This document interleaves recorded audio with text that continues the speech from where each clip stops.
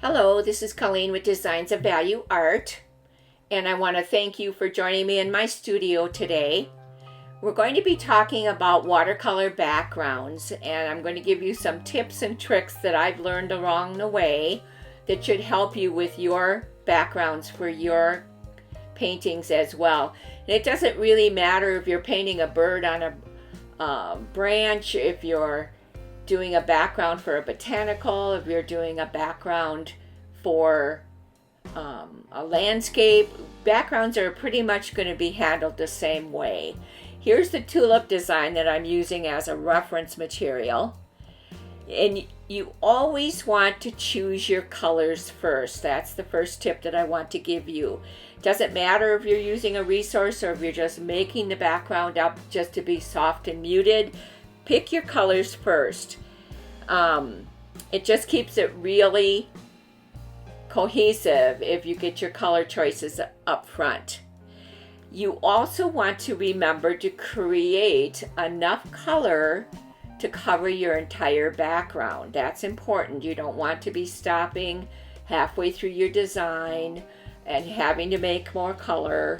It doesn't make it flow as nicely as it can that way then. So always make enough color in advance.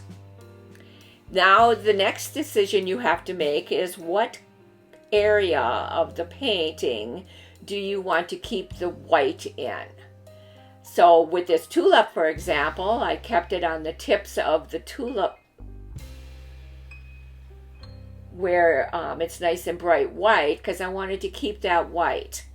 So it's important to do that. You also want to do it early enough that because it has to dry before you can go on with your background. So you want to do it fairly early in your decision making so it has enough time to dry.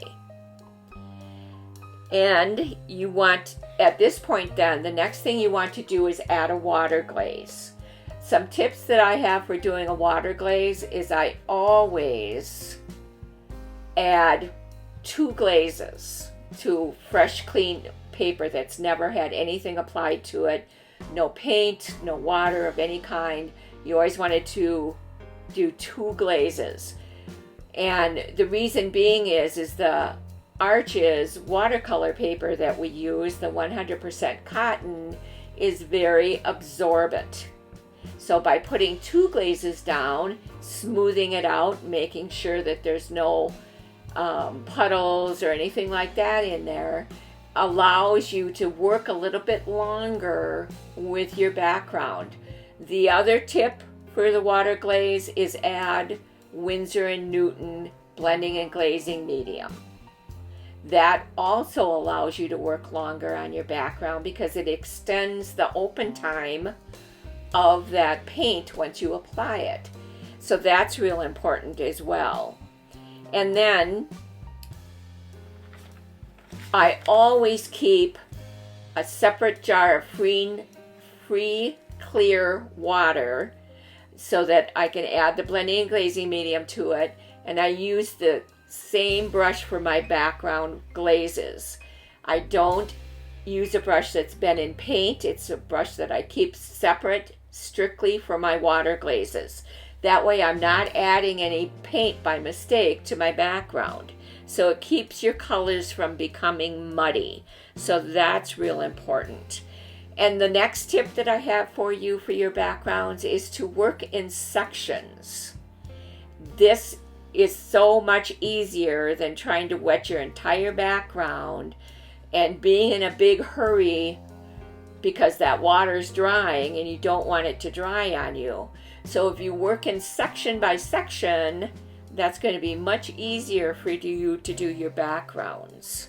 Now, when you add your water glaze, you always want to go beyond the section that you're painting because you don't want it to dry in a harsh fashion. That's what makes your backgrounds nice and flowy. So you want to be sure and do that.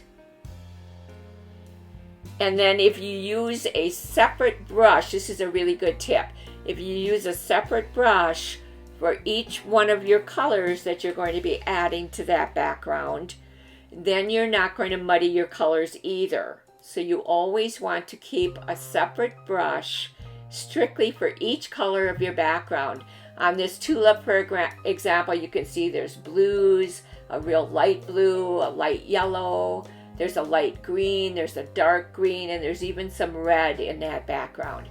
So each one of those puddles of paint that I created, I had a separate brush for. So that's important too. And again, it won't allow your colors to muddy that way. So I hope these tips and tricks will help you with your backgrounds. And again, you can use them on landscapes, whatever you're doing with your backgrounds, these tips and tricks will work. Thank you for watching and listening to me today. I hope you'll check me out at patreon.com. You can see this tulip class there. And it's patreon.com/Colleen D. Aiken. You can also check me out at my website at Designs of Value Art. Thank you again. Have a lovely day.